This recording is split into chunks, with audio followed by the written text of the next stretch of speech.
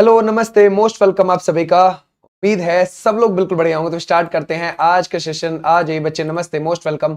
और इस वाली क्लास में हम अपना प्रिपरेशन कर रहे हैं अपना एसएससी की। और दिल्ली पुलिस का आज नोटिफिकेशन आ चुका है, उम्मीद है आप लोगों ने देख लिया होगा।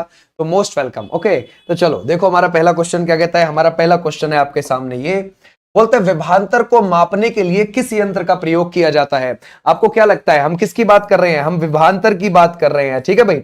विभवांतर, तो हमारा राइट आंसर क्या हो जाएगा? Volt meter is the right answer. Clear है? जरा एक मिनट साउंड इसका चलो ओके भाई, अब डन। अब जरा आंसर करो, इसमें से क्या लगाओगे, है ना? शाबाश, बहुत अच्छे, है ना भाई। अगर हम देखें, है ना भाई बोलते हैं इसमें से कौन सा है? Volt meter is the right answer. Clear हो जाएगा। तो हमारा अगर हम देखें विभवांतर का ये, अच्छा एक बात बताओ, अगर आप देखोगे विभवांतर की यूनिट भी क्या होती है? विभवांतर की जो यूनिट होती है, जो इकाई होती है, वो क्या होती है? वो वोल्ट ही तो होती है ना भाई? क्या होती है? वोल्ट। तो ऐसे भी आप ध्यान रख सकते हो। क्लियर हो जाएगा, शाबाश। आ जाओ भी नेक्स्ट पर नेक्स्ट देखते हैं। बोलते हैं वंदे भारत एक्सप्रेस किस देश में बनी है? जरा बताओ क्या लगाओगे। हम किसकी बात कर रहे हैं? हम वंदे भारत की बात कर रहे हैं। वंदे भारत को ट्रेन 18 के नाम से भी जाना जाता है। किस नाम से? ट्रेन 18 के नाम से भी जाना जाता है। तो हमारा राइट आंसर क्या हो जाएगा? ये तो हमारे भारत में ही बनी है, लेकिन अभी तक की सबसे तेज चलने वाली ये ट्रेन मानी जाती है। ओके, लेकिन ध्यान रखना, हमारे भारत में जो अब बनेगी वो बुलेट ट्रेन, ठीक है भाई, ध्यान रखोगे। बुलेट ट्रेन अब ये चलेगी, जापान के अंदर बन रही है और ये भारत में चलनी शुरू होगी। और कहां से कहां तक? ये होगी अहमदाबाद से लेकर मुंबई के बीच में, है ना भाई। कहां से? अहमदाबाद से मुंबई के बीच में चलेगी। और ये कितने लंबे, है ना भाई, रूट होगा इसका 508 किलोमीटर का होगा। 508। आ जाओ भी नेक्स्ट पर। बोलते हैं निम्नलिखित में से कौन सा वाद्य यंत्र आमतौर पर राजस्थान लोक संगीत से संबंधित है? जरा बताओ क्या लगाओगे। अगर हम देखें शहनाई, मोरचंग या फिर तबला या फिर ढोलक। अगर हम देखें किससे बात कर रहे हैं? राजस्थानी की बात कर रहे हैं, राजस्थानी लोक संगीत की बात कर रहे हैं। जरा बताओ क्या लगाओगे इसमें से, है ना। तो हमारा राइट आंसर क्या हो जाएगा? शाबाश, है ना। तो हमारा राइट आंसर हो जाएगा मोरचंग वाले बच्चे, बिल्कुल ठीक है। ओके, बहुत अच्छा। आ जाओ नेक्स्ट पर नेक्स्ट देखते हैं। बोलता है 1567 में चित्तौड़ पर अकबर द्वारा आक्रमण किए जाने के बाद निम्नलिखित में से किसे चित्तौड़ का गवर्नर नियुक्त किया गया था? जरा बताओ किसको, है ना भाई। अगर हम देखें ये कौन है? अधम खान है या फिर मान सिंह है या फिर आसफ खान है या फिर आप लगाओगे बैरम खान है। हमारा राइट आंसर क्या हो जाएगा? अगर हम देखें हम कब की बात कर रहे हैं, देखो ये 1567 की है। हमेशा ध्यान रखना, अकबर 1556 में गद्दी पर बैठा और 1605 तक बैठा रहा वो। राइट बात है भाई, क्लियर हो जाएगा। ओके, अब अगर हम देखें उसने सबसे पहले 1560 में मालवा पर आक्रमण किया था। ओके, ऐसे ही उसके अलग अलग आक्रमण रहे। तो चित्तौड़ पर भी हुआ उसका आक्रमण, राइट बात है। और वहां का किसको गवर्नर बना दिया था? वो बना दिया आसफ खान को। ओके भाई, ध्यान रखोगे, Asaf Khan is the right answer. कौन है जो ये गड़बड़ कर रहा था? ठीक है भाई, तो हमारा राइट आंसर हो जाएगा ये वाला। अच्छा, उसने 1573-74 में किस पर? उसने गुजरात पर भी आक्रमण किया था। किस पर? गुजरात पर भी आक्रमण किया था उसने। ये भी आप ध्यान रखोगे, क्लियर हो जाएगा। तो ऐसे भी ध्यान रखना। ओके भाई, आ जाओ नेक्स्ट पर नेक्स्ट देखते हैं। बोलता है विजयनगर प्रशासन की अमर नायक प्रणाली के तहत नायकों की क्या भूमिका होती थी? ओके, जो ये अमर नायक प्रणाली थी इसका मतलब क्या होता है भाई? जरा बताओ सोच के। तो सर ये राजस्व संग्रहकर्ता होते थे या फिर ग्राम प्रधान होते थे या फिर आप लगाओगे गुप्तचरों के मुखिया होते थे या फिर सेना कमांडर बोले जाते थे ये। तो हमारा राइट आंसर होगा सेना commander is the right answer. अब ये जो विजयनगर साम्राज्य है, विजयनगर साम्राज्य है, विजयनगर साम्राज्य के जो नींव रखी गई है वो 1336 में नींव रखी गई है। राइट बात है भाई, क्लियर हो जाएगा 1336 में। और अगर आप देखोगे हरिहर फर्स्ट और बुक्का फर्स्ट, है ना भाई, हरिहर फर्स्ट और बुक्का फर्स्ट ने इसकी नींव रखी थी। क्लियर हो जाएगा, इसकी नींव रखी थी। तो हमारा राइट आंसर कौन सा हो जाएगा? सेना कमांडर वाले बच्चे, बिल्कुल ठीक है। अच्छा, एक बात बताओ, इन्होंने सबसे पहले कौन से वंश की नींव रखी थी? संगम वंश की नींव रखी थी। ओके, फिर इसमें आगे विजयनगर साम्राज्य में पहला वंश संगम था, इन दोनों ने अपने पिता के नाम पर शुरू करा था। फिर इसमें सालुव वंश आया, फिर इसमें तुलुव वंश आया, फिर इसमें अराविडु वंश आया। ठीक है भाई, अराविडु वंश, ये भी आप ध्यान रखोगे। ठीक है, क्लियर हो जाएगा, शाबाश। आ जाओ भी नेक्स्ट पर। बोलता है पेरिस पैरालंपिक गेम 2024 में भारतीय खिलाड़ी नितेश कुमार ने किस खेल में स्वर्ण पदक जीता है? क्या एथलेटिक्स में जीता है, तीरंदाजी में जीता है, बैडमिंटन में जीता है, या फिर निशानेबाजी में जीता है? जरा बताओ क्या लगाओगे इसमें से, किस में जीता है, कौन से में? और हमने ये कहां के रहने वाले हैं? नीतीश कुमार चरखी दादरी के रहने वाले हैं, हरियाणा के रहने वाले हैं, ठीक है। अगर हम देखेंगे चरखी दादरी के ये रहने वाले हैं, ये हरियाणा के रहने वाले हैं। अब जरा बताओ, अगर आप देखोगे इसमें से कौन सा हो जाएगा? शाबाश, कर सकते हैं। तो ये बैडमिंटन लगा सकते हैं हम क्या? पक्की बात है ना भाई, बैडमिंटन वाले बच्चे बिल्कुल ठीक है। ये पैरा है ना भाई, पेरिस के अंदर जो पैरा ओलंपिक हुए हैं, ये कब शुरू हुए थे? 28 अगस्त को शुरू हुए थे और 8 सितंबर को ये खत्म हुए थे। और यहां पर हमारे जो पदक आए थे वो कितने आए? 7 + 9 + 13, टोटल आए 29।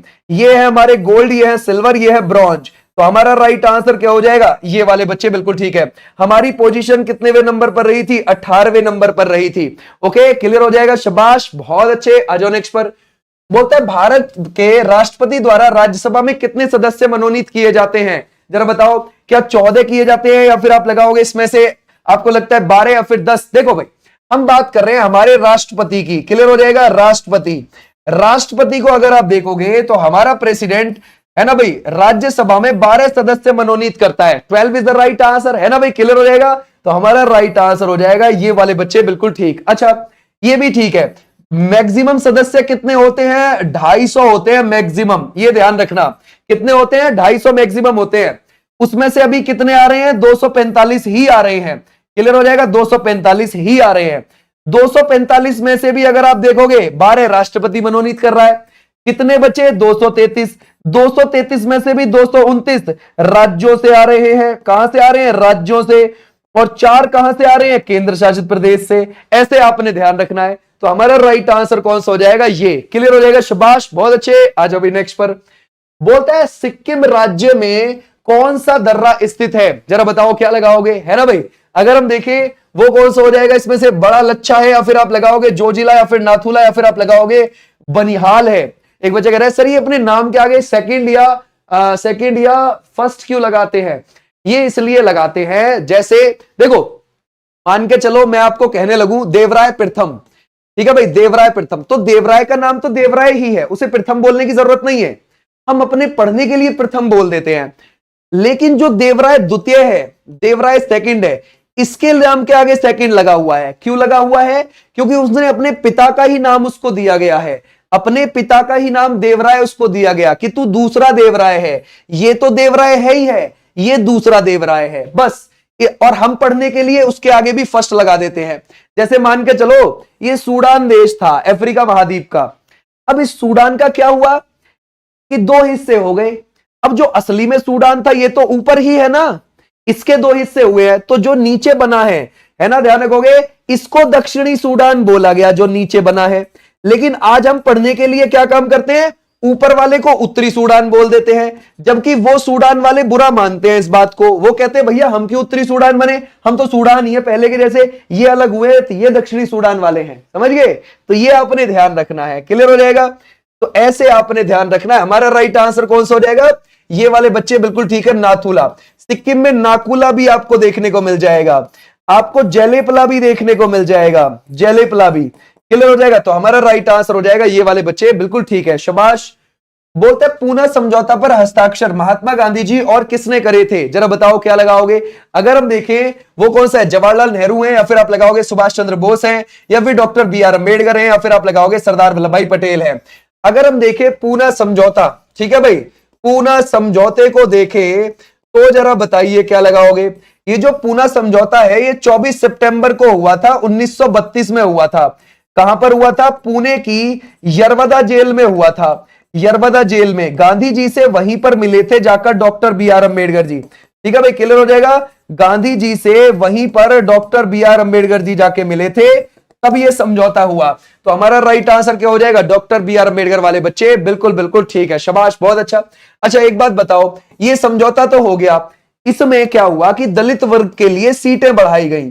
केंद्रीय असेंबली में भी है ना भाई 18% सीटें की वृद्धि हुई थी, और जो राज्यों की विधानसभा है वहां पर भी 71 से 147 सीटें करी गई थी।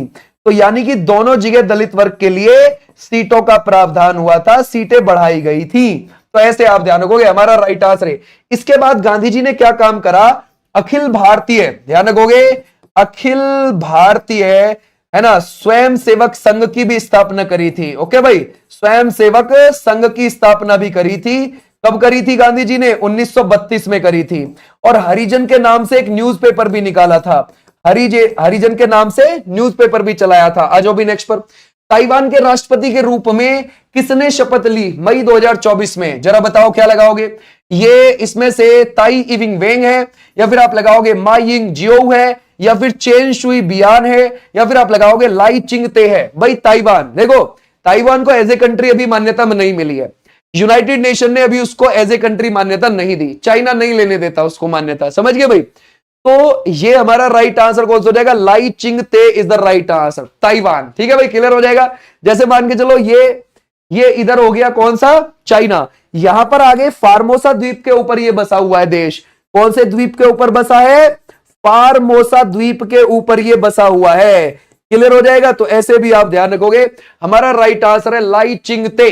क्लियर है, शाबाश, बहुत अच्छे। आ जाओ भी नेक्स्ट पर, नेक्स्ट देखते हैं। बोलता है निम्नलिखित प्रसिद्ध संगीतकारों में से किसे सरोद नामक वाद्य यंत्र को लोकप्रिय बनाने के लिए जाना जाता है। ओके, और उन्हें सैनिया शाहजहांपुर घराने के सबसे प्रसिद्ध उस्तादों में से एक माना जाता है। अब जरा बताओ, अली अकबर खान है, अमजद अली खान है, पंडित रविशंकर है, या फिर बिस्मिल्ला खान है, कौन हो जाएंगे, जरा सोच के आंसर करना, गड़बड़ ना हो जाए। ओके, बहुत अच्छा, कई सारे बच्चे ठीक कर रहे हैं भाई, 3 वाले बच्चे ठीक है। उस्ताद Amjad Ali Khan is the right answer. ठीक है भाई, कहां से बिलोंग करते हैं, ग्वालियर से बिलोंग करते हैं। कब इनका जन्म हुआ था, 9 अक्टूबर 1945 को हुआ था। ग्वालियर कहां पर है, मध्य प्रदेश में है। ओके, 1975 में इनको क्या मिला था, पद्मश्री पुरस्कार मिला। ठीक है भाई, क्लियर हो जाएगा। 1991 में इनको क्या मिला, पद्मा भूषण पुरस्कार मिला है। साल 2001 में क्या मिला, पद्मा विभूषण पुरस्कार मिला है। तो ऐसे आप ध्यान रखोगे, हमारा राइट आंसर है अमजद अली खान। ठीक है भाई, इनके बेटों के नाम क्या है, अयान और अमान, अयान प्लस अमान आपको देखने को मिल जाएंगे। तो हमारा राइट आंसर क्या हो जाएगा, ये वाले बच्चे बिल्कुल ठीक। ओके, आ जाओ नेक्स्ट पर। बोलता है कौन सी योजना रियायती दरों पर ऋण प्रदान करके अनुसूचित जाति, एससी, अनुसूचित जनजाति और महिलाओं के बीच उद्यमशीलता को बढ़ावा देना चाहती है। देखो, यानी कि यूं कह रहा है कि भाई एससी के लोगों के लिए, एसटी के लोगों के लिए और महिलाओं के लिए। ओके भाई, महिलाएं सभी वर्ग की। ओके, इनको उद्यमशीलता को बढ़ावा देना चाहती है कोई एक योजना, है ना, सरकार इसके जरिए बिजनेसमैन बनाना चाहती है इन लोगों को। अब जरा बताओ क्या लगाओगे इसमें से, वो कौन सी योजना है ना भाई, शाबाश, बहुत अच्छे, बढ़िया है, पक्की बात है, A is the right answer. D कौन लगा रहा है, ना स्टार्टअप इंडिया, भूल गए कैसे काम चलेगा भाई, है ऐसे तो कबाड़ा हो जाएगा। ये है 16 जनवरी 2016 को शुरू हुई थी स्टार्टअप इंडिया। तो हमारा राइट आंसर क्या हो जाएगा, ये वाले बच्चे बिल्कुल ठीक है, बस काम खत्म। इसमें आप 10 लाख से लेकर 1 करोड़ तक का सरकार लोन देगी देगी, समझ गया है ना भाई, क्लियर हो जाएगा, है ना। ऐसे भी आप ध्यान रखोगे, क्लियर हो जाएगा। आप बैंक जाओगे ना, बैंक तो बोलेंगे वहां पर कौन सी योजना भाई, हमारे बैंक में नहीं आई, जाओ, समझ गए। वो कौन सा है, नारा आराम हराम है, ये किसने दिया था, जरा बताओ क्या लगाओगे। अगर हम देखें सुभाष चंद्र बोस है, या फिर भगत सिंह है, या फिर जवाहरलाल नेहरू है, या फिर आप लगाओगे दयानंद सरस्वती है, ये कौन सा, अगर हम देखें आराम हराम है। ठीक है भाई, जरा बताओ इसमें से क्या लगाओगे, आराम हराम है, ये नारा किसने दिया था, उन्होंने ही दिया था जो हमारे फर्स्ट प्राइम मिनिस्टर रहे थे। ठीक है, जो 1947 से लेकर 1964 के बीच में हमारे फर्स्ट प्राइम मिनिस्टर रहे थे। क्लियर हो जाएगा। अब जरा बताओ वो कौन है, वो हो जाएंगे Nehru ji is the right answer. क्या बात है, बहुत अच्छा आंसर। आ जाओ भी नेक्स्ट पर। बोलता है किस अनुच्छेद में संघ की आधिकारिक भाषा के रूप में देवनागरी लिपि में हिंदी को शामिल किया गया है, किसको शामिल किया गया है, हिंदी को शामिल किया गया है। ओके, जरा बताओ हिंदी को शामिल, है ना। अब हमारा कौन सा हो जाएगा, वो कौन सा लगता है, अनुच्छेद 342, 347, 343, 349। तो हमारा राइट आंसर कौन सा है सर, हमारा राइट आंसर है 343 इज द राइट आंसर, इसी में बोला गया है। क्लियर हो जाएगा। हिंदी हमारी एक राजभाषा है ना, जैसे हरियाणा की होगी, जैसे यूपी की होगी, जैसे बिहार की होगी, एमपी की होगी, है ना, इनमें चलती है, आपको पता है हिंदी। तो हमारा राइट आंसर कौन सा है। और ये कौन था जो 347 लगा रहा था, कैसे काम चलेगा, भाग 17 is the right answer. Paper sir पे है और तुम 347 लगा रहे हो। अगर हम देखें हमारी राजभाषा कहां देखने को मिलेंगी, राजभाषा आपको 343 से 351 के बीच में देखने को मिल जाएंगी। ठीक है भाई, आ जाओ नेक्स्ट पर। बोलता है भारत की जनगणना 2011 के अनुसार कितने राज्यों को जनसंख्या 10 लाख से कम दर्ज की गई है? जरा बताओ क्या लगाओगे इसमें से। अगर हम देखें एक भी नहीं, 3 2 1, ये कौन सा है? 10 लाख से कम देखना है भाई। ठीक है, 10 लाख से कम वाला हिसाब लगाओ जरा 2011 के हिसाब से। सर अगर हम देखेंगे 10 लाख से कम, हमें तो लग रहा है सिक्किम है। सिक्किम तो है ही है क्योंकि वो 6,10,000 पे है 2011 के हिसाब से, है ना। अगर आप देखोगे मिजोरम को, वो तो 10 लाख से ज्यादा पर है, देखो, है ना भाई, 10 लाख से ज्यादा। फिर आप देखोगे फिर अरुणाचल प्रदेश को, वो 13 लाख से ज्यादा है। तो बात नहीं बनी, बात सिर्फ एक पे बनी। ओके, तो हमारा राइट है, एक बच्चा कह रहा है एक भी नहीं। अच्छा ये क्या है फिर, ये क्या लिखा हुआ है इधर है भैया, तो हमारा कैसे चलेगा काम? एक इज राइट आंसर, 10 लाख से कम एक है। ओके, एक सबूत के साथ भी कह रहे हैं, गड़बड़ हो जाएगी। बोलता है निम्नलिखित में से किस विश्वविद्यालय को महान्यायवाद का ऑक्सफोर्ड कहा जाता है? ओके, किसको कहा जाता है जरा सोचो, तक्षशिला, विक्रमशिला, वल्लभी, या फिर आप लगाओगे नालंदा। अगर हम देखें महान्यायवाद का ऑक्सफोर्ड देखते हैं हम। ओके भाई, Oxford, sir Oxford of Mahayana है ना भाई। अगर हम देखें तो हमारा राइट आंसर हो जाएगा नालंदा को कहते हैं। नालंदा कहां पर है? बिहार में है।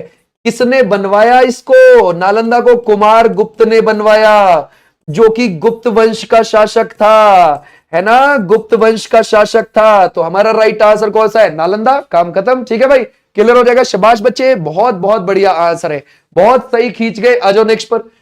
बोलता है सूची में राज्यों और सेकंड सूची में जनगणना 2011 के अनुसार लिंग अनुपात सुमेलित है। चलो भाई लगाओ, क्या लगाओगे, है ना, रेडी हो जाओ एसएससी के बड़े बड़े क्वेश्चंस के लिए। जरा बताओ क्या लगाओगे जिसमें तुम्हारा टाइम ना जाए। ओके, आ जाओ इसमें से। 2011 के हिसाब से हमारे देश का लिंगानुपात है 943। 1000 पुरुष पर इतनी आपको महिलाओं की संख्या देखने को मिल जाएगी औसतन। ओके, 2001 में यही लिंगानुपात कितना था? 933 था। 1000 पुरुषों पर जो आपको महिलाओं की संख्या देखने को मिलती थी, इतनी मिलती थी। अब जरा बताओ इसमें से, है ना सर, अब जरा हिसाब लगाएंगे हम, तो एक का डी लगाकर चलना है। ठीक है, कोई दिक्कत नहीं है। उत्तर प्रदेश का आपको 912 देखने को मिलेगा, तो एक का डी हो गया। ठीक है भाई, बिहार का आपको कितना देखने को मिल जाएगा भाई, है ना, ये तो 2 का बी ही हमें देखने को मिलेगा भाई, है ना, ये तो 2 का बी ही मिलेगा क्योंकि 918 है। फिर आपको मध्य प्रदेश का 931 देखने को मिलेगा, तो 3 का ए हो गया भैया। ठीक है भाई, 3 का ए लगाओगे यहां पर। ठीक है भाई, क्लियर हो जाएगा।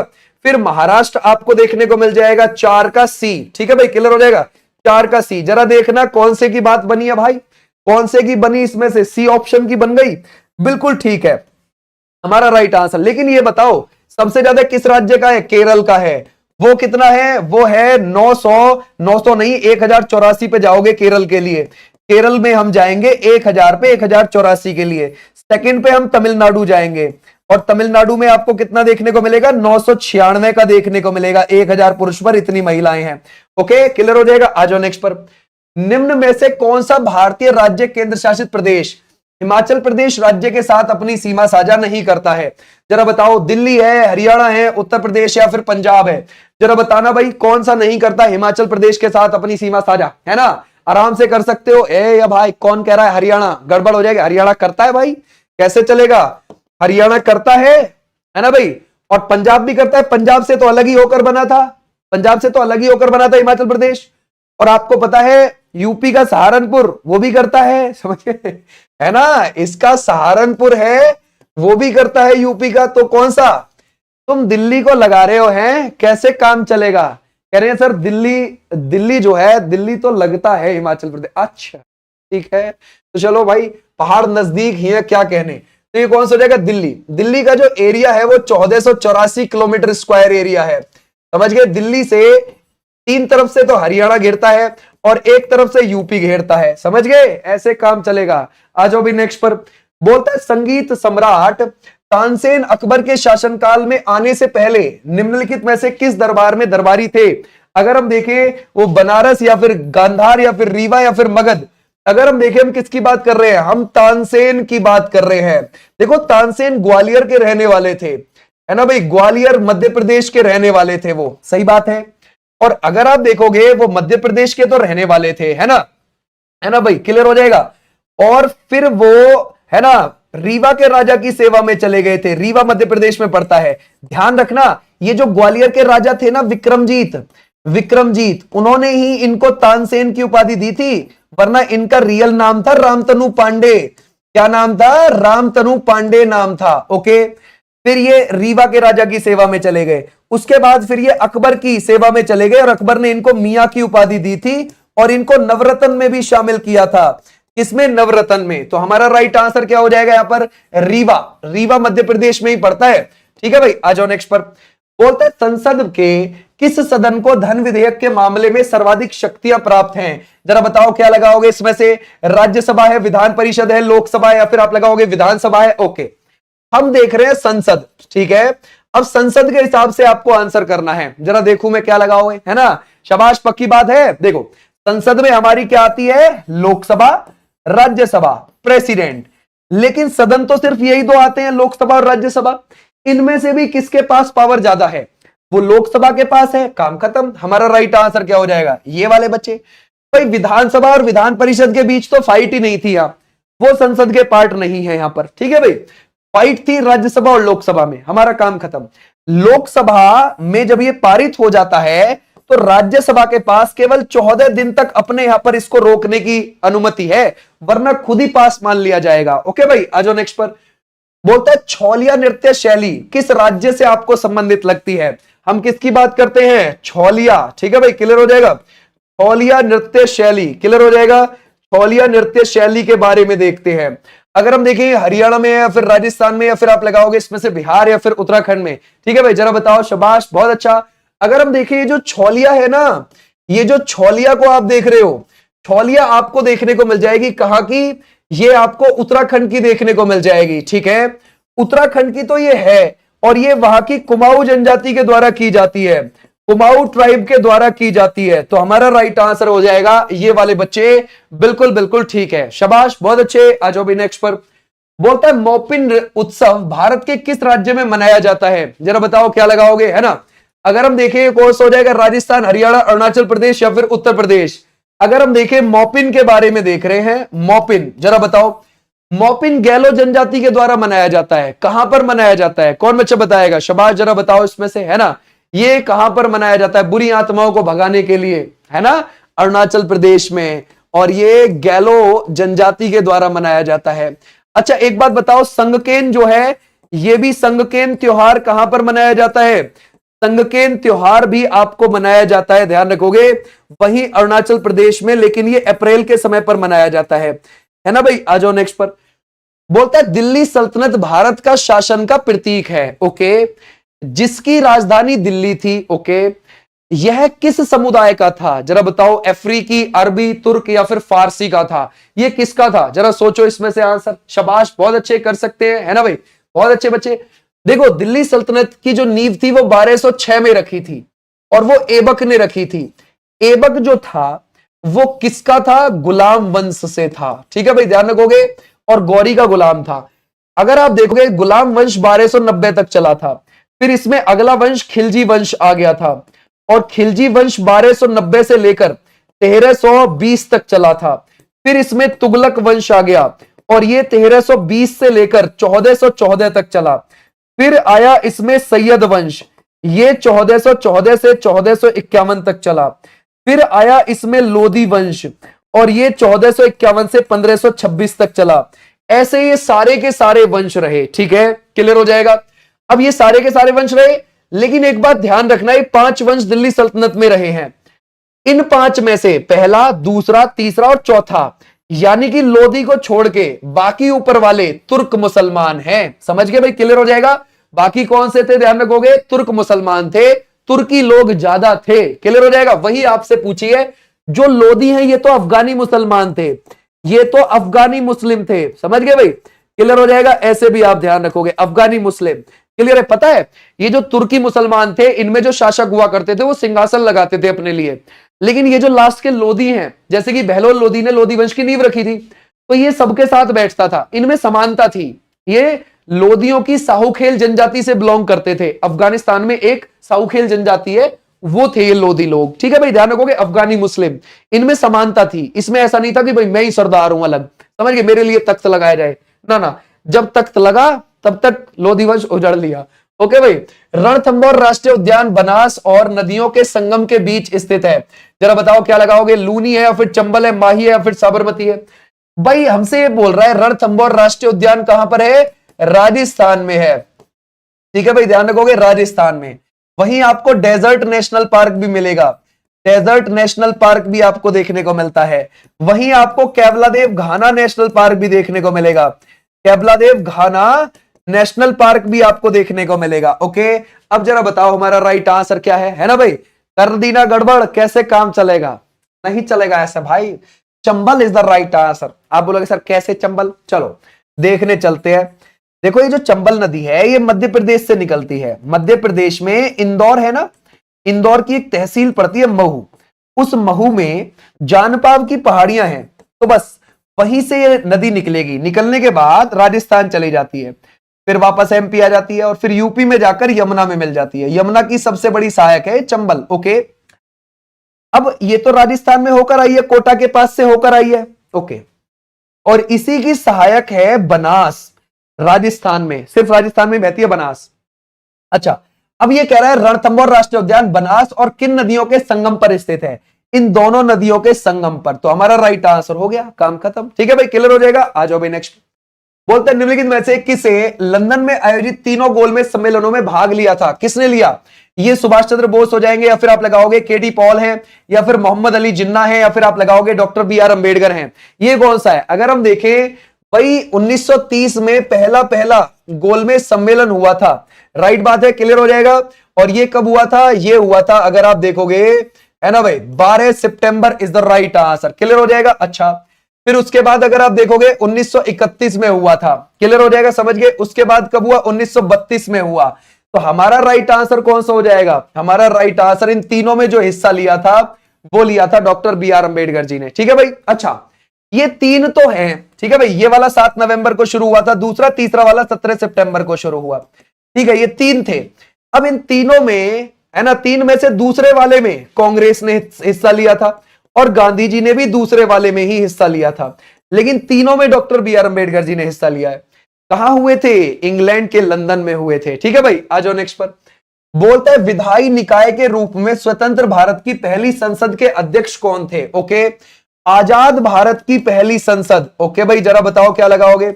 आजाद भारत की पहली संसद के अध्यक्ष कौन थे? जरा ये बताइए आप। क्या सरदार वल्लभ भाई पटेल जी थे, या फिर जीवी मालवांकर थे, या फिर आप लगाओगे महात्मा गांधी, या फिर एचसी मुखर्जी थे? है ना, देखो क्या हुआ, हमारे देश में 25 अक्टूबर 1951 से चुनाव होने शुरू हुए, आम चुनाव पहले, और ये कब तक गए? 21 फरवरी 1952 तक गए। पहले क्या होता था ना कि लोकसभा के जो ऊपर चुनाव हो रहे हैं उनके साथ साथ ही नीचे की विधानसभा के भी चुनाव हो जाते थे। 1967 तक ऐसा ही हुआ, 1967 तक। ठीक है भाई, क्लियर हो जाएगा। ऊपर से नीचे तक एक साथ चुनाव, उनको आम चुनाव बोला जाता था। जिनको अब सरकार यही तो करना चाहती है, अभी जो करंटली गवर्नमेंट है वो भी तो एक देश एक चुनाव करवाना चाहती है इस टाइम पर, उसके लिए वो काम कर रही है। तो पहले भी ऐसे ही होते थे। तो पहले वाले आम चुनाव इस डेट से लेकर इस डेट तक हुए। तो हमारी 1952 में पहली संसद का गठन हुआ, पहली लोकसभा का भी गठन हुआ। अब जब हुआ तो लोकसभा के पहले अध्यक्ष कौन बने? जीवी मालवांकर। ठीक है भाई, आ जाओ नेक्स्ट पर। बोलता है निम्नलिखित में से किस राज्य की विधानसभा की सदस्य संख्या आपको सबसे कम केवल 32 है? जरा बताओ क्या लगाओगे इनमें से? इन ऑप्शन के हिसाब से बताना है। क्या अरुणाचल प्रदेश है, गोवा है, मिजोरम है, सिक्किम है? सर गोवा में तो 40 है विधानसभा की सीटें, इतनी मिलेंगी। मिजोरम में भी आपको 40 मिलेंगी विधानसभा की सीटें। अरुणाचल प्रदेश में भी आपको 60 देखने को मिलेंगी विधानसभा की सीटें। सिक्किम में भी आपको कितनी देखने को मिलेंगी? है ना भाई, 32 आपको देखने को मिलेंगी। हमारा राइट आंसर ये खींच गए बस। ठीक है भाई, क्लियर हो जाएगा, समझ गए। तो हमारा राइट आंसर है सिक्किम में ही तो है 32। अच्छा, सिक्किम से भी कम है कहीं? देखो भाई, आप पुदुचेरी जा सकते हैं। ठीक है भाई, पुदुचेरी में 30 ही मिलेंगी, लेकिन 3 वहां एलजी द्वारा भी नॉमिनेट किए जाते हैं, समझ गए भाई। लेकिन जिन पर चुनाव होता है वो ओनली 30 ही हैं। तो हम तो ये चुनाव वाली देखते हैं, ये बात ध्यान रखना, ठीक है भाई, क्लियर हो जाएगा। आ जाओ भाई नेक्स्ट पर। बोलता है 2025 में कला वर्ग में पद्म भूषण से सम्मानित श्री शेखर कपूर किस राज्य से जुड़े हैं? जरा बताओ क्या लगाओगे। अगर हम देखें महाराष्ट्र, गुजरात, राजस्थान या फिर उत्तर प्रदेश। ओके, देखो भाई 2025 में कला वर्ग में, है ना, कला में मिला है, यानी कि उनको आर्ट के लिए मिला है, क्या मिला है? पद्म भूषण मिला है। अब जरा बताओ हमारा राइट आंसर क्या हो जाएगा? श्री शेखर कपूर है ना भाई, क्लियर हो जाएगा। कौन है? श्री शेखर कपूर। अब जरा बताइए हमारा राइट आंसर कौन सा हो जाएगा? तो सर ये महाराष्ट्र से बिलोंग करते हैं, महाराष्ट्र से। और इस बार टोटल कितने पद्म अवार्ड मिले हैं? 139 टोटल, इतने आपको पद्म अवार्ड देखने को मिलेंगे। और अगर आप देखोगे इसमें से 113 ये पद्मश्री अवार्ड है, अगर आप देखोगे 7 ये पद्म विभूषण अवार्ड है ना भाई, ये पद्म विभूषण है 7, क्लियर हो जाएगा। अच्छा, अगर आप देखोगे 19 क्या है? ये है पद्म भूषण, ऐसे भी आप ध्यान रखोगे, ठीक है भाई, क्लियर हो जाएगा ऐसे। और इस बार 23 महिलाओं को मिले हैं। कितनी महिलाओं को मिले हैं? 23, ऐसे भी आप ध्यान रखोगे। आ जाओ नेक्स्ट पर। बोलते हैं किस शहर को भारत की सिलिकॉन वैली के रूप में जाना जाता है? जरा बताओ क्या लगाओगे। अगर हम देखें चेन्नई है, पुणे है, बेंगलुरु है या फिर हैदराबाद है। भारत की सिलिकॉन वैली के बारे में जरा बताओ, किसको बोला जाएगा? सिलिकॉन वैली, ठीक है भाई। अगर हम देखें सिलिकॉन की घाटी कौन सी है? वो तो बेंगलुरु है।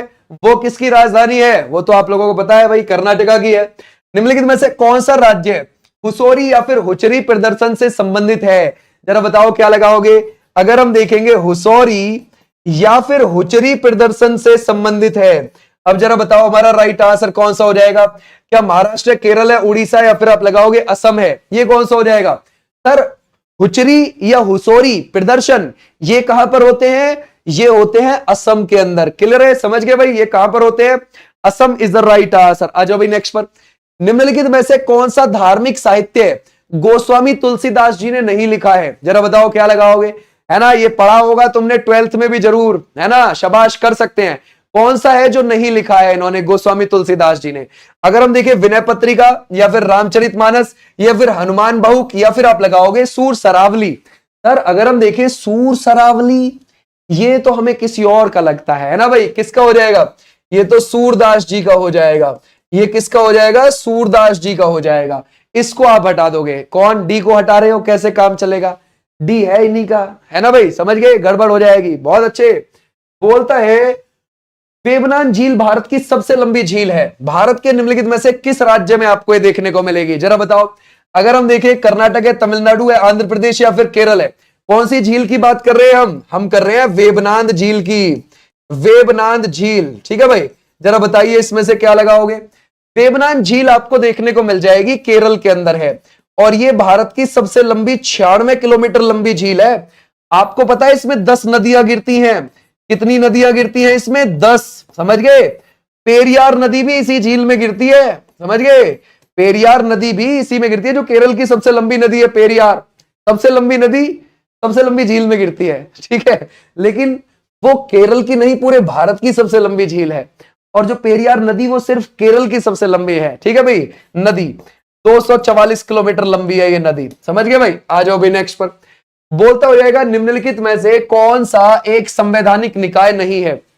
संवैधानिक निकाय मतलब कि उसका संविधान में वर्णन नहीं है। जरा बताओ वो कौन सा नहीं है। सर अगर हम देखें संवैधानिक निकाय नहीं है, यानी कि उसका संविधान में कोई वर्णन नहीं है। जरा बताओ भाई। संघ लोक सेवा आयोग यूपीएससी बिल्कुल मिल जाएगा आपको 1315 से 1323 आर्टिकल में। चुनाव आयोग बिल्कुल मिल जाएगा 324 से 329 आर्टिकल में। कैग हमारा ये मिल जाएगा 148 से 151 के बीच में। राष्ट्रीय हरित अधिकरण है ना भाई, ये वाला नहीं है, इसको हटा दो यहां से। क्लियर हो जाएगा? क्लियर है। एनजीटी को हटा दोगे आप। एनजीटी इसकी स्थापना कब हुई है? साल 2010 में हुई है। ओके भाई, 2010 के अंदर इसकी स्थापना हुई है। शाबाश, बहुत अच्छा। बोलता है कांदिवली में, कांदिवली कहां है आपको पता चल गया होगा, ठीक है भाई। मूवियों में इसका बहुत ज्यादा यूज होता है कांदिवली। कांदिवली में राष्ट्रीय खेल उत्कृष्टता केंद्र स्थापित करने के लिए किस राज्य सरकार ने भारतीय खेल प्राधिकरण यानी कि साइन, स्पोर्ट अथॉरिटी ऑफ इंडिया, जो 1984 में बना है, के साथ एक समझौता ज्ञापन हस्ताक्षर किया है। जरा बताओ किस राज्य सरकार ने करा है ना भाई। ये कांदिवली कहां पर पड़ता है?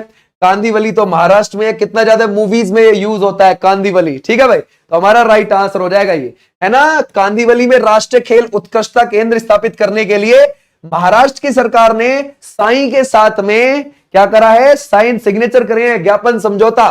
तो हमारा राइट आंसर यहां पर बिल्कुल ठीक है। आ जाओ नेक्स्ट पर। बोलता है गुवाहाटी शहर में नीलांचल पर्वत या फिर कामगिरी नामक पहाड़ी के ऊपर स्थित है। क्या चीज स्थित है इसमें से? अगर हम देखें, क्या कमल मंदिर, लोटस टेम्पल, या फिर कोणार्क मंदिर, या फिर आप लगाओगे कामाख्या मंदिर, या फिर लिंगराज मंदिर?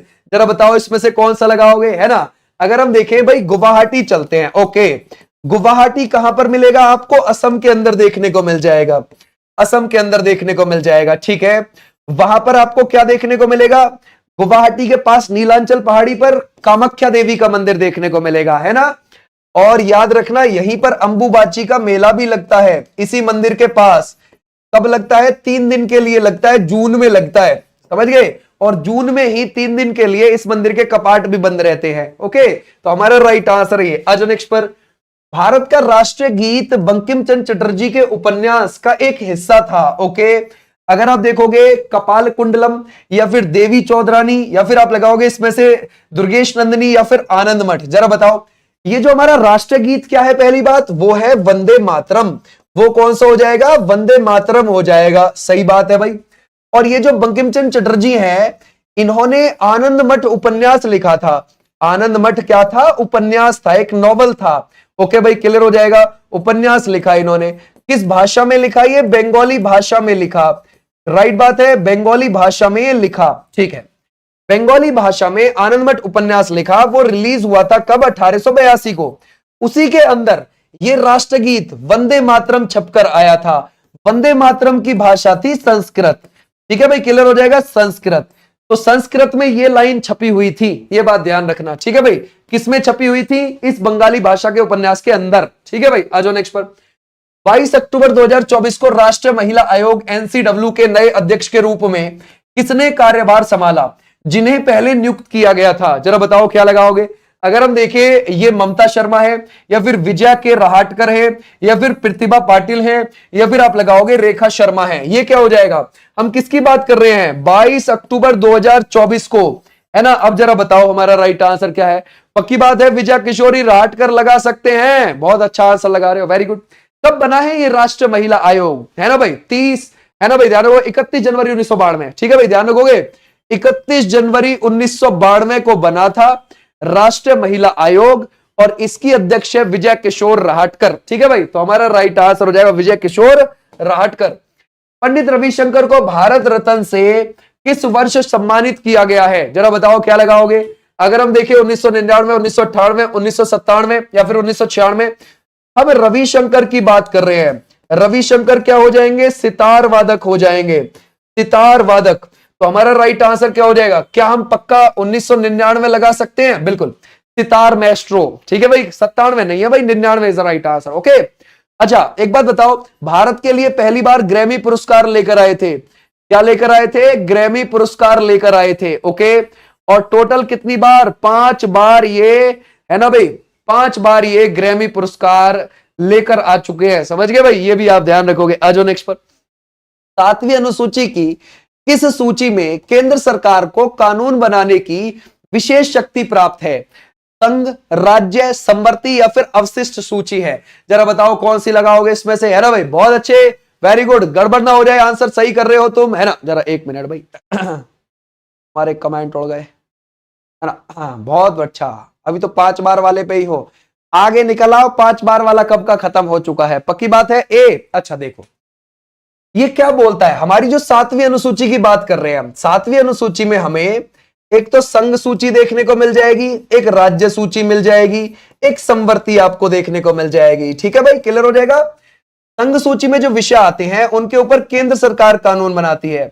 राज्य सूची में जो विषय आते हैं उनके ऊपर राज्य सरकार कानून बना सकती है। समवर्ती में जो विषय आते हैं उन पर केंद्र और राज्य दोनों सरकार मिलकर कानून बना सकती है। अब एक बात देखो जरा, वो यूं कह रहा है कि 7वीं अनुसूची के किस सूची में केंद्र सरकार को, किसको? केंद्र सरकार को कानून बनाने की विशेष शक्ति है। ऑब्वियसली इसी वाले में है विशेष शक्ति, क्योंकि उसमें तो दोनों आ जाएंगे। तो हमारा राइट आंसर कौन सा हो जाएगा? संघ सूची इज द राइट आंसर। संघ सूची में पहले कितने विषय आते थे? 97। अभी कितने आते हैं? 100। राज्य सूची की अगर हम बात करें, पहले कितने विषय आते थे यहां पर राज्य वाली में, है ना भाई? ये आते थे 66, अभी आते हैं 61। 5 यहां से निकाल लिए गए, कहां शिफ्ट कर दिए? यहां पर दोनों वाली में। दोनों वाली में पहले 47 आते थे, अभी 52 आते हैं। यहां से 5 निकाल के यहां शिफ्ट कर दिए। कौन से संविधान संशोधन से? 42वां संविधान संशोधन 1976 से ऐसा किया। ठीक है भाई, क्लियर हो जाएगा। आ जाओ नेक्स्ट पर, नेक्स्ट देखते हैं। बोलते हैं जुलाई 2023 तक की स्थिति के अनुसार वाराणसी संसदीय निर्वाचन क्षेत्र से संसद सदस्य कौन था? जरा बताओ क्या लगाओगे? क्या मोदी जी लगाओगे, या फिर राजनाथ सिंह लगाओगे, या फिर योगी आदित्यनाथ, या फिर स्मृति ईरानी? ये कौन सा हो जाएगा? जरा बताओ। शाबाश, है ना भाई, कर सकते हैं, इसमें से गड़बड़ ना हो जाए। Modi ji is the right answer. Okay, Modi ji. और 2024 की जो लोकसभा का चुनाव हुआ है ना, 18वीं लोकसभा के, उसमें भी मोदी जी ही वहां से जीत कर आए। ठीक है भाई, उसमें भी मोदी जी ही वहां से जीत कर आए हैं। क्लियर हो जाएगा। शाबाश, आ जाओ नेक्स्ट पर। बोलता है किस लेखक ने हिंदी भाषा के लिए साहित्य अकादमी युवा पुरस्कार जीता है? जरा बताओ भाई। क्या पार्वती तिर्की है, अनिरुद्ध कनिसेट्टी है, या फिर आप लगाओगे अतुल कुमार राय है, या फिर आप लगाओगे मेघ सिंह है? ये कौन हो जाएगा? जरा बताओ। शाबाश सर। देखो, ये जो साहित्य अकादमी है ना, साहित्य अकादमी की बात करें, 1954 में इसकी स्थापना हुई है। ठीक है भाई, और पहली बार 1955 में अवार्ड दिया गया। लेकिन हम किसकी बात कर रहे हैं? हम युवा वाले की बात कर रहे हैं। जो बड़े बड़े लोगों को मिलता है ना, ध्यान रखोगे, वो तो 1 लाख रुपए की राशि मिलती है। युवा वाले में जो मिलता है उसमें 50,000 की राशि मिलती है। 50,000 की उसमें राशि मिलती है, ये ध्यान रखना। अब जो ये मिला है हिंदी भाषा के लिए, वो मिला है पार्वती तिर्की को। किसके लिए मिला है? फिर उगना के लिए। किसके लिए? फिर उगना। ये कहां से बिलोंग करती हैं? ये झारखंड से बिलोंग करती हैं, गुमला से बिलोंग करती हैं, झारखंड के गुमला। ठीक है भाई, और कुडुख समुदाय से आती हैं। कौन से समुदाय से? कुडुख समुदाय से आती हैं। आ जाओ नेक्स्ट पर। बोलते हैं निम्नलिखित में से कौन सा देश माउंट एवरेस्ट परमिट को केवल उन व्यक्तियों तक सीमित करेगा जो पहले 7,000 मीटर की चढ़ाई कर चुके हैं? जरा बताओ। नेपाल है, मंगोलिया, या फिर आप लगाओगे जापान है, फिर अमेरिका है? वो कौन सा देश है? जरा बताओ। शाबाश, बहुत अच्छे। देखो, ये क्या है ना, ये जो नेपाल है, नेपाल में भाई ऊंची ऊंची चोटियां मिल जाती है, माउंट एवरेस्ट भी वही है। तो जब कोई माउंट एवरेस्ट पे जा रहा है ना चढ़ाई करने, जैसे ही वो 7,000 से ऊपर की चढ़ाई करता है, उसका हालत बुरी हो जाती है। बहुत लोगों की डेथ हो गई है। बड़ी दिक्कत है नेपाल की सरकार की, यार हम कैसे करें? तो अब ना वो उसी को जाने देंगे जिसके पास परमिट होगा। 7,000 मीटर, समझ गए? पहले से 7,000 मीटर की ऊंचाई वो कम से कम चढ़ चुके हों, जिसको 7,000 मीटर तक तो जाने का हो, किसी भी पर्वत पे 7,000 मीटर ऊपर तक वो चले गए हैं। तो यानी कि उनके पास एक्सपीरियंस होना चाहिए, तभी वो माउंट एवरेस्ट पर जाने के लिए अनुमति देंगे। तो हमारा राइट आंसर हो जाएगा Nepal is the right answer. ये तो बढ़िया हुआ, है ना भाई? आ जाओ नेक्स्ट पर। बोलता है स्टैंडर्ड इंटरनेट प्रोटोकॉल आपको कौन सा लगता है? जरा बताओ। स्टैंडर्ड वाला जो है वो कौन बच्चा बताएगा? क्या इसमें से लगेगा टीसीपी आईपी, या फिर आप लगाओगे यूडीपी, या फिर एफटीपी, या फिर आप लगाओगे इसमें से, है ना, www?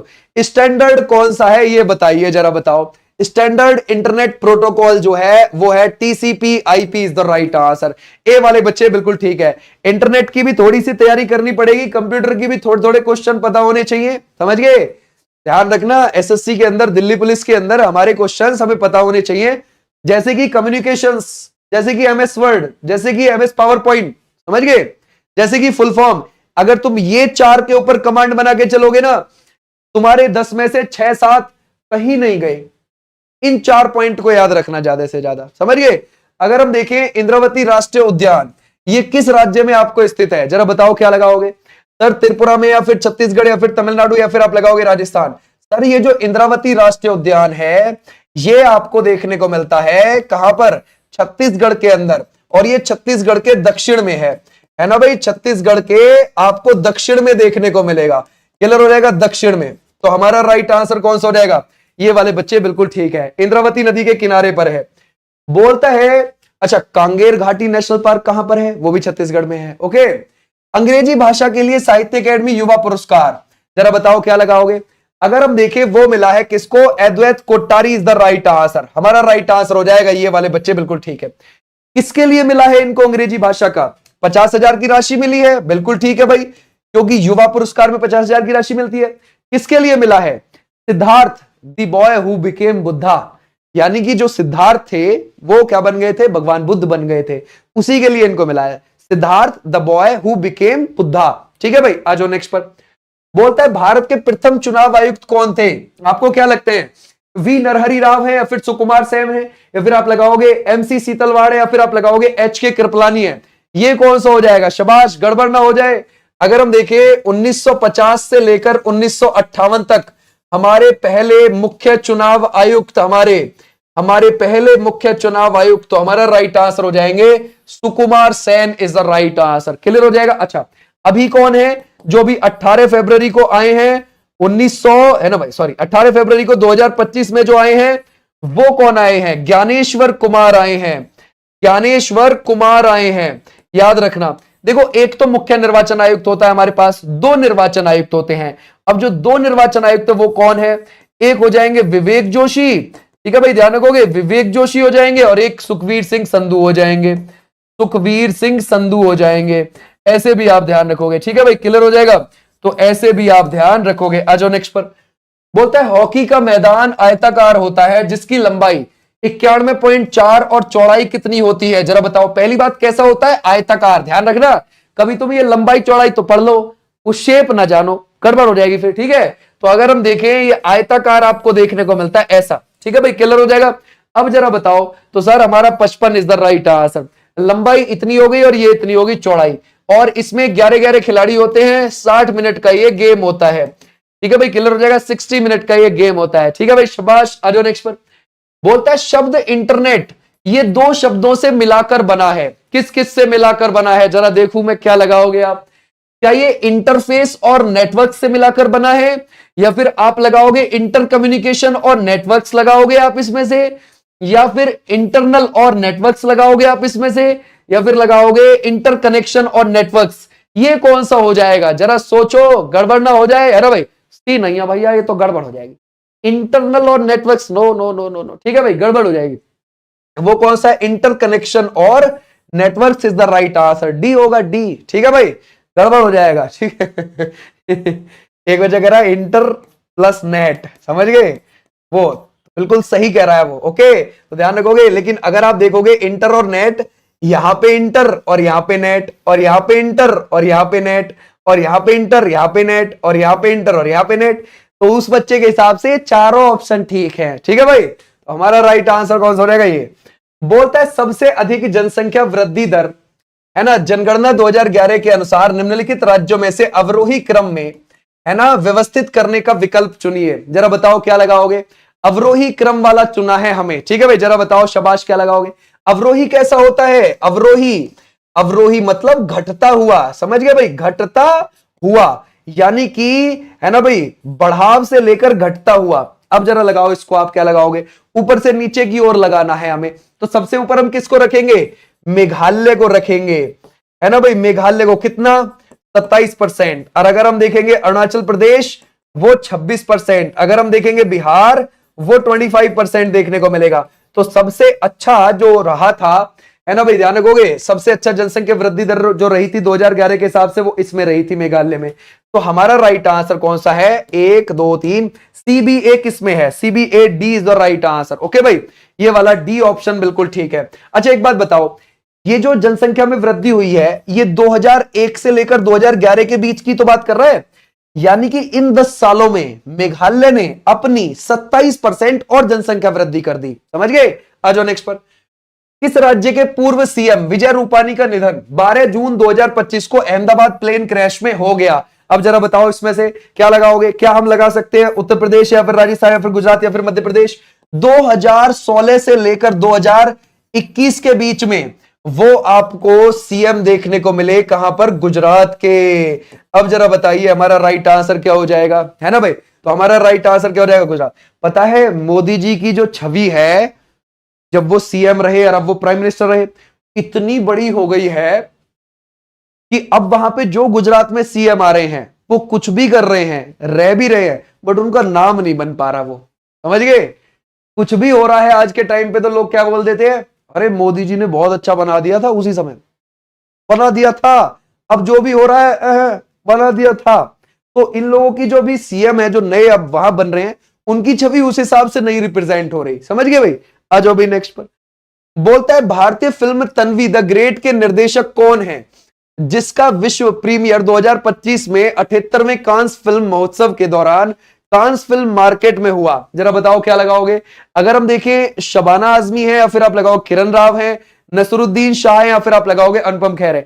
देखो ये जो पिक्चर रिलीज हुई थी, ये 18 जुलाई 2025 को हुई है रिलीज, लेकिन इसका प्रीमियर, वैश्विक वर्ल्ड वाइड प्रीमियर 2025 78वें कांस फिल्म, कांस कहां पर है? शहर फ्रांस के अंदर है, वहीं पर यह फिल्म फेस्टिवल हुआ, उसी में इसको दिखाया गया था मूवी को। ठीक है भाई, तो हमारा राइट आंसर क्या हो जाएगा? अनुपम खेर की है, ये D is the right answer. कौन हो जाएंगे? अनुपम खेर। आ जाओ नेक्स्ट पर।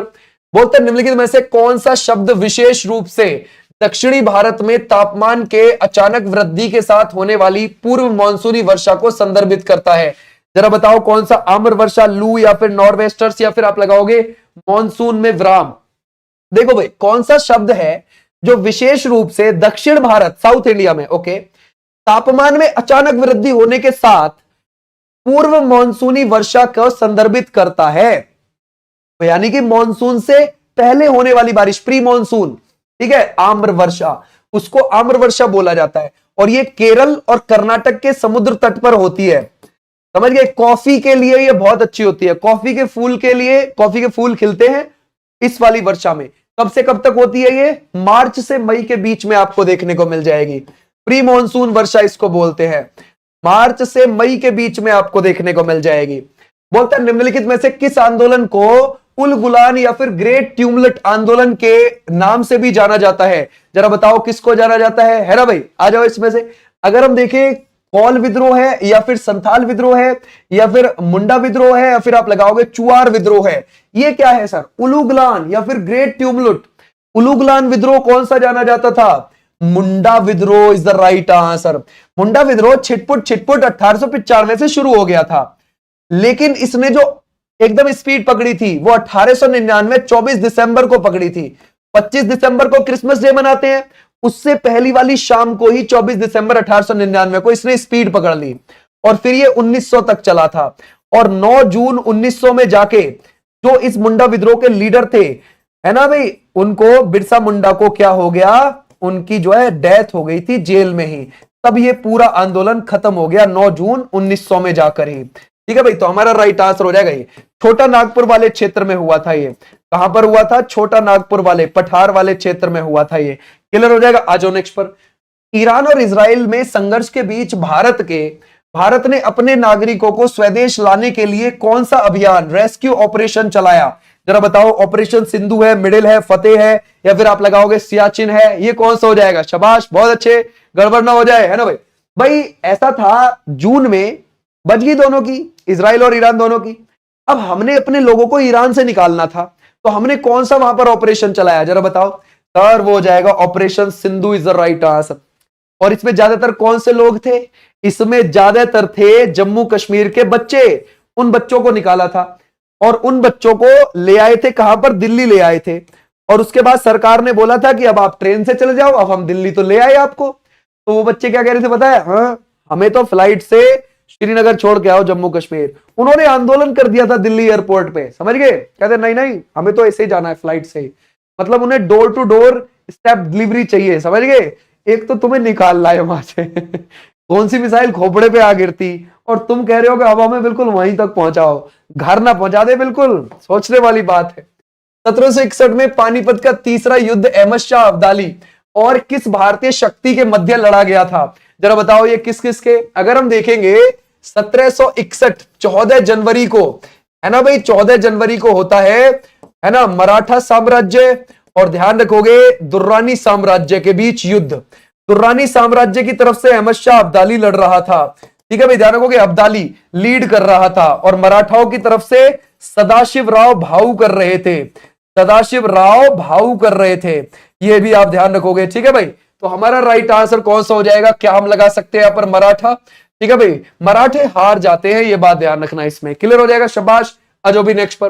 बोलते हैं निम्नलिखित में से कौन सा भारत में स्थापित पहला बायो